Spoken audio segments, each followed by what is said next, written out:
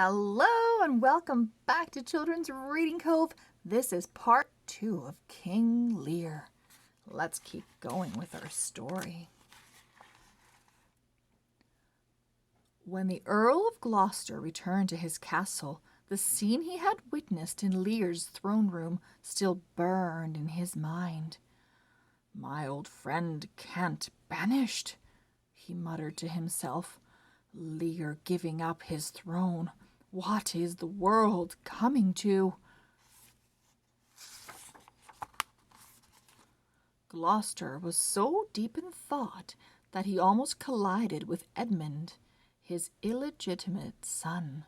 For years Edmund had lived secretly abroad, and as far as the nobles at court knew, Gloucester's only child and heir was his son, Edgar. The recent death of his wife had made the Earl realize how old he was getting, and he had sent for Edmund, hoping they would get to know each other a little better. Edmund seemed startled when his father appeared, and stuffed a sheet of paper into the pocket of his doublet. "What's that?" Gloucester inquired. Nothing," said Edmund. "If it's nothing, why are you trying to hide it?" Gloucester said. "It's a letter from Edgar," Edmund admitted. "I hid it because I thought it would upset you." "Let me see for myself," Gloucester insisted. Edmund obediently handed his father the letter.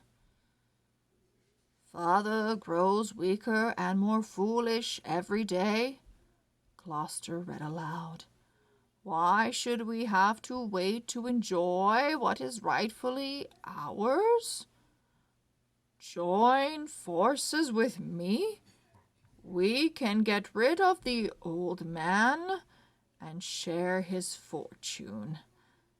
Your brother, Edgar." Shock turned Gloucester's face gray. "How could my son have written this?" he mumbled. "But the handwriting looks like his. Edgar must have meant it as a test or a joke," suggested Edmund. "I'll give him a joke," snarled Gloucester. "I'll have him arrested and imprisoned." The Earl hurried off down a nearby corridor. When he was alone, Edmund chuckled. "I knew that forging your handwriting would prove useful, Edgar," he gloated. "My half-brother is too noble to suspect me of treachery, and my father will believe anything I tell him.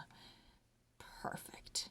That will make it easy to take revenge on them for all the years that they ignored me."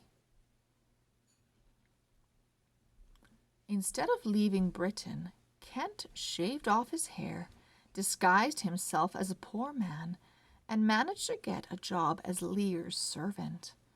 Before long, Kent noticed that all was not well. Goneril found fault with almost everything that Lear did, and he often lost his temper with her, suddenly flying into a ranting rage. One afternoon, Lear was in his private chamber chatting to his fool and Kent, when Goneril and Albany came in. Goneril scowled at her father. "Why are you frowning, daughter?" said Lear. "You didn't care about her frowns when you were king," the fool observed. "Now I'm better than you. I'm a fool, but you are nothing." "I frown because your fool makes fun of me," said Goneril, "and because your knights do nothing but eat, drink, and quarrel with my servants. Since you refuse to do anything about this, I must deal with it myself. half your knights will be sent away." Lear concealed his humiliation with sarcasm. "Do you know me?" he said to the fool and Kent. "I can't be Lear. Goneril would never speak to her father the way she spoke to me. But if I'm not Lear, who am I?"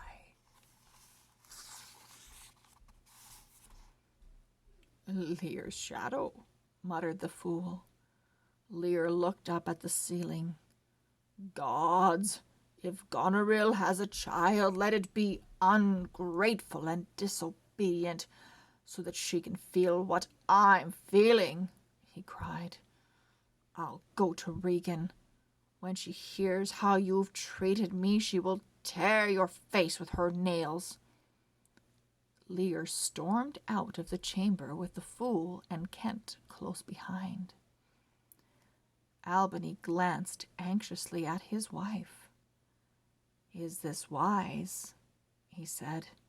"Your father might make trouble between you and Regan." "I sent Regan a letter explaining what I intended to do, and she approved," replied Goneril. "My father is no longer king. His tantrums are no more than the squalling of a brat." Albany said nothing, but inside he was alarmed at how hard-hearted his wife had become.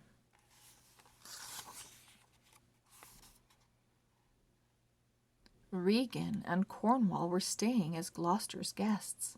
Accompanied by Kent and the fool, Lear rode to Gloucester's castle. They arrived at dusk. The sky was dark with clouds, and distant thunder rumbled. To Lear's dismay, he was greeted by both Regan and Goneril, as well as Gloucester, Edmund, and Cornwall. "Regan, how can you bear your sister's company after the way she has insulted me?" Lear whined. "She wants me to give up half my knights." "I don't see why you need any knights at all," Regan responded. "If you stay with me, you must come alone."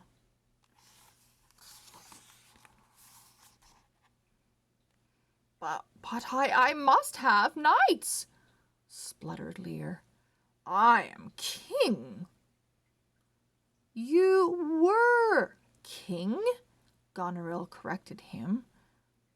In the sudden glare of a lightning bolt, Lear saw his daughter's cruelty and coldness. The love they had once declared for him was a lie. The old man clutched the fool's arm for support. "I'll go mad if I stay here," he gasped.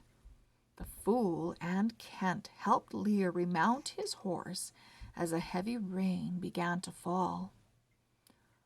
"Where will you shelter, my lord?" Gloucester called out. "In a ditch, for all I care," said Regan. "A good soaking might bring him to his senses." Goneril laughed at this remark. Then she, Regan, and Cornwall retreated into the castle. End of part 2. We'll see you very, very soon for part 3. Bye-bye.